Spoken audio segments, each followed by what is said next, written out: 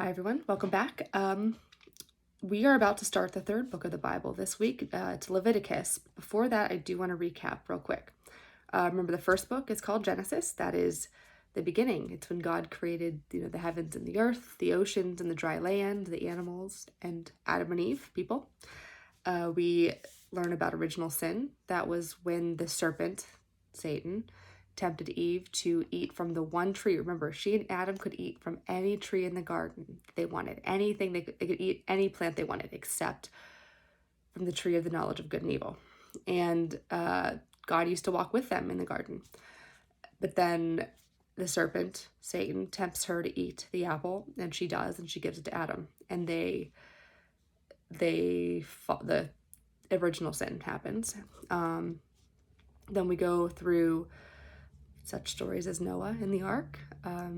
Then Joseph, remember Joseph in the amazing coat? His brother sold him into slavery, but then he ends up kind of at Pharaoh's right-hand man in Egypt, and he helps get them through the famine because he could interpret dreams. So he saves a lot of people's lives when he tells them that there's a famine coming, save up our food. And then that's where Genesis leaves off. Then we get into Exodus. Exodus in Greek means it's taken from the Greek word for departure. And it's called that because that's when the Israelites leave Egypt, which we just finished reading last week. Remember Moses, his staff, all the plagues, let my people go, the burning bush talking to God, wandering through the desert. And then we get to Leviticus. All right. I'm actually going to read the summary in the book, this Bible, about what Leviticus means. The name Leviticus was given on the third book of the, I can never pronounce this word right, Pentateuch, I think, by the ancient Greek translators because a good part of this book consists of sacrificial and other ritual laws. This is Hebrew law, remember, prescribed for the priests to the tribe of Levi. Levi, Leviticus. Leviticus is spelled Levi. Continuing the legislation given by God to Moses at Mount Sinai. Remember, that was legislation is the rules, the law. And remember what the law was called? What it was called that God gave Moses on top of the mountain? The 2 tablets? Remember? The 10 Commandments. Leviticus is almost entirely legislative in character. Talks about laws. The rare narrative portions are subordinate to the main legislative theme. Generally speaking, the laws contained in this book serve to teach the Israelites that they should always keep themselves in a state of legal purity or external sanctity as a sign of their intimate union with the Lord. Accordingly, the central idea of Leviticus is contained in its often repeated injunction, quote, "You shall be holy because I, the Lord, am holy." All right. This one is going to be a lot of jumping around and summarizing because it gets very repetitive. Remember how specific God was about how to build the ark and how to build all the stuff? It's just like that for all the laws and a lot of the sacrifices and how to atone for different kinds of sin. So, all right. Leviticus chapter 1. The Lord called Moses and from the meeting tent gave him this message. Speak to the Israelites and tell them, when any one of you wishes to bring an animal offering to the Lord, such an offering must be from the herd or from the flock. If his Holocaust offering is from the herd, it must be a male without blemish. It has to be healthy, perfect. To find favor with the Lord, he shall bring it to the entrance of the meeting tent, and there lay his hand on the head of the Holocaust, so that it may be acceptable to make atonement for him. Make atonement, it means you sacrifice this perfect animal from your flock. And this is when your animals were your livelihood in this time. So you sacrifice this perfect animal to make right your sin.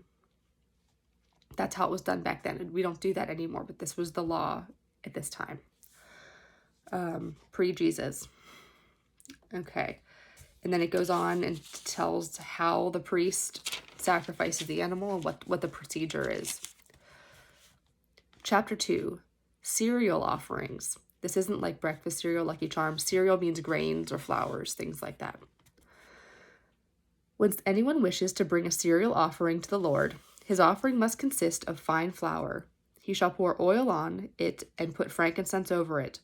When he has brought it to Aaron's sons, the priests, one of them shall take a handful of this fine flour and oil, together with all the frankincense, and he shall burn on the altar as a token offering, a sweet-smelling oblation to the Lord. The rest of the cereal offering belongs to Aaron and his sons. It is a most sacred oblation to the Lord. When the cereal offering you present is baked in an oven, it must be in the form of unleavened cakes. Leaven doesn't rise, there's no yeast in it. Unleavened cakes made of fine flour mixed with oil, or of unleavened wafers spread with oil. If you present a cereal offering that is fried on a griddle, it must be of fine flour mixed with oil and unleavened. Such a cereal offering must be broken into pieces, and oil must be poured over it. If you present a cereal offering that is prepared in a pot, it must be of fine flour, deep fried in oil. A cereal offering that is made in any of these ways you shall bring to the Lord, offering it to the priest, who shall take it to the altar. Its token offering the priest shall then lift from the cereal offering and burn on the altar as a sweet-smelling oblation to the Lord. The rest of the cereal offering belongs to Aaron and his sons. It is a most sacred oblation to the Lord. Every cereal offering that you present to the Lord must be unleavened, for you shall not burn any leaven or honey as an oblation to the Lord. Such you may indeed present to the Lord in the offering of first fruits, but they are not to be placed on the altar for pleasing odor. However, every cereal offering that you present to the Lord shall be seasoned with salt. Do not let the salt of the covenant of your God be lacking from your cereal offering. On every offering you shall offer salt. If you present a cereal offering of first fruits to the Lord, you shall offer it in the form of fresh grits of new ears of grain, roasted by fire. On this cereal offering you shall put oil and frankincense, for its token offering the priest shall then burn some of the grits and oil together with all the frankincense as an oblation to the Lord. Chapter 3 talks about peace offerings. We're getting into the specific kinds of offerings now, not just what you offer, but the reason that you offer it. So there's peace offerings. It talks about if you're taking an animal from the herd, what kind of animal it has to be. But if maybe you don't have cattle, maybe you don't have a herd, maybe you have a flock that are birds. What kind of birds? Then if you don't have a bird, if you present a goat, it talks about how to sacrifice the goat. That's chapter 3. Chapter 4. Now we're getting into how sin offerings are made. So when you commit a sin, and there's different categories here. These are for sin offerings. The first category is for priests. Verse 1 reads, "The Lord said to Moses, tell the Israelites when a person inadvertently, by accident, commits a sin against some command of the Lord by doing one of the forbidden things, if it is the anointed priest who thus sins and thereby makes the people also become guilty, he shall present to the Lord a young unblemished bull as a sin offering for the sin he committed." Then continues on to tell you the process of the sacrifice. The next category is for the community. If the whole community of Israel inadvertently, again by accident, we're not even talking about people doing things wrong on purpose. We haven't even gotten there yet. Inadvertently. If the whole community of Israel inadvertently and without even being aware of it does something that the Lord has forbidden and thus makes itself guilty, should it later on become known that the sin was committed, the community shall present a young bull as a sin offering. They shall bring it before the meeting tent. Tells you how to do it. The next section for the princes.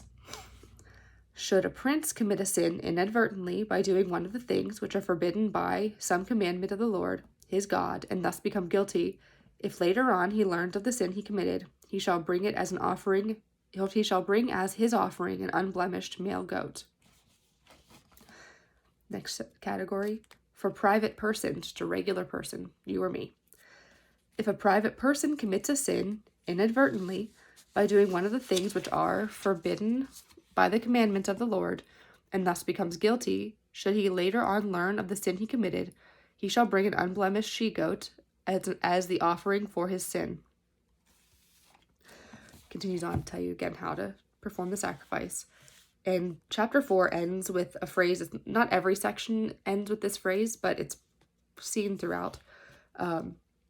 Thus the priest shall make atonement for the man's sin, and it will be forgiven. Again, the priest conducts the offering, but it makes atonement. That's atonement to become one with, to rectify a wrong. So then by sacrificing this animal, or if you don't, some people didn't have animals, maybe they used grain. Maybe you remember the cereal offerings. This is sacrificed, and therefore I've made up for my sin. That's how that, I don't want to be mistaken. We don't do this anymore. This is the old Hebrew law. That was how people stayed in right with God before Jesus. All right, chapter 5, for special cases. If any person refuses to give the information which, as a witness of something he has seen or learned, he has been adjured to give, and thus commits a sin and has guilt to bear, or if someone, without being aware of it, touches any unclean thing, as the carcass of an unclean wild animal, or that of an unclean domestic animal, or that of an unclean swarming creature, or thus becomes unclean and guilty, or if someone, without being aware of it, again, without being aware of it, these are accidents that you realize later. Without being aware of it, touches some human uncleanness, whatever kind of uncleanness this may be, and then recognizes his guilt, or if someone, without being aware of it, rashly utters an oath to do good or evil, such as men are accustomed to utter rashly. That one always jumps out at me. Do you ever speak without thinking? That's what we're talking about here.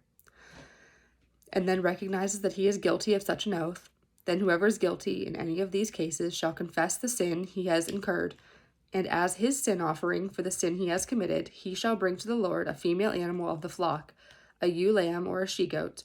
The priest shall then make atonement for his sin. And it talks about the other animals if you can't afford those ones. Guilt offerings.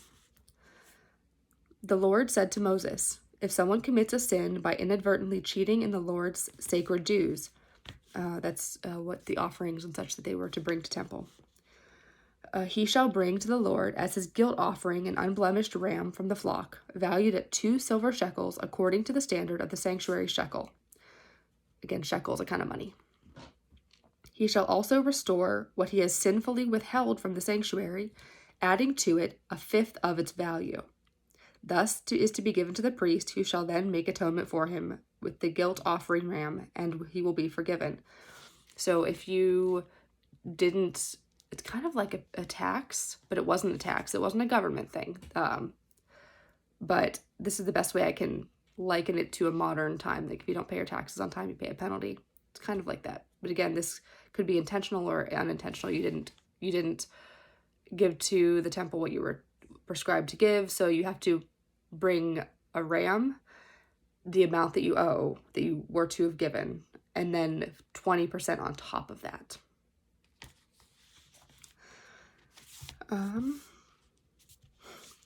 If someone, without being aware of it, commits such a sin by doing one of the things which are forbidden by some commandment of the Lord, that he incurs guilt, you've been hearing incur a lot, it means you have guilt for it, incurs guilt for which he must answer, he shall bring as a gift offering to the priest an unblemished ram of the flock of the established value. The priest shall then make atonement for the fault which was unwittingly, again accidentally, committed, and it will be forgiven. Such is the offering for guilt. The penalty of the guilt must be paid to the Lord. The Lord said to Moses, if someone commits a sin of dishonesty against the Lord by denying his neighbor a deposit or a pledge or a stolen article, or by otherwise retaining his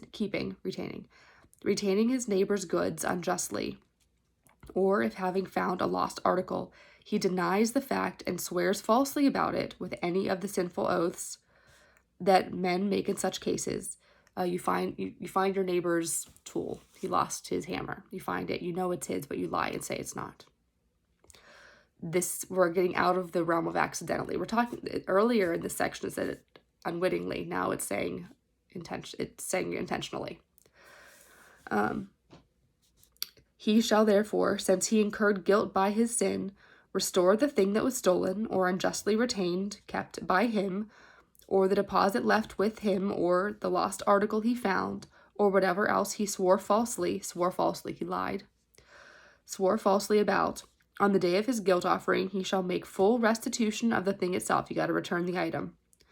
And in addition, give the owner 1/5 of its value. 1/5, that's 20%. So let's say you find, I don't know, PlayStation game. I have no idea what things cost. We're going to use easy round number. You found a PlayStation game on the sidewalk. Your neighbors, you know it's your neighbors because you've seen it before and you recognize it. This game is worth $100. If you lie and say that it didn't belong to your neighbor and you get caught, or you realize you're in not a state of grace, you've sinned, you have to return it to your neighbor. That's a $100 value to hand them the game back and give them an extra $20. As his guilt offering, he shall bring to the Lord an unblemished ram of the flock, as well as a ram of the established value. When he has presented this as his gift offering to the priest, the latter shall make atonement for him before the Lord, and he will be forgiven whatever the guilt he may have incurred. So yeah, you just give back the video game, give him $20, and an unblemished ram has to go to the priest to offer, to atone for your guilt with the Lord. That's a lot. And what's something I always am very aware of is, up until that very end, where we're talking about someone who found something or had something of somebody else's and they lied about it, all of these sins were inadvertent, were listed as being unwitting or inadvertent. So if you did something and you didn't even intentionally do it, you still had to go through this whole process. Intention didn't matter. It was just about the action. And this is what they had to do to regain favor with the Lord. It's very different now. We're going to stop there after chapter 5. We'll continue tomorrow with the daily offerings, more sin offerings, guilt offerings, peace offerings. There's so many more. On that note, just keep in mind how fortunate we are to live in a time post-Jesus, how much less complicated it is. In some ways, it almost seems like this might be easier because it's a tangible thing that you do when you sin, as opposed to confessing it and having utter faith. But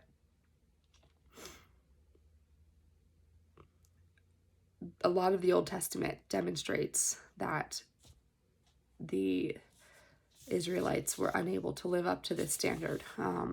Large portions of the Old Testament are people failing to live up to these laws and falling into sin. So we are very fortunate to live in the world after Jesus was here. So on that note, before I ramble on some more, let's go ahead and close with the Lord's Prayer. Okay. Our Father, who art in heaven, hallowed be thy name. Thy kingdom come, thy will be done, on earth as it is in heaven. Give us this day our daily bread, and forgive us our trespasses, as we forgive those who trespass against us. And lead us not into temptation, but deliver us from evil. For thine is the kingdom, the power, and the glory, forever and ever. Amen. All right, have a great rest of your day, and I will see you next Sunday. Bye-bye.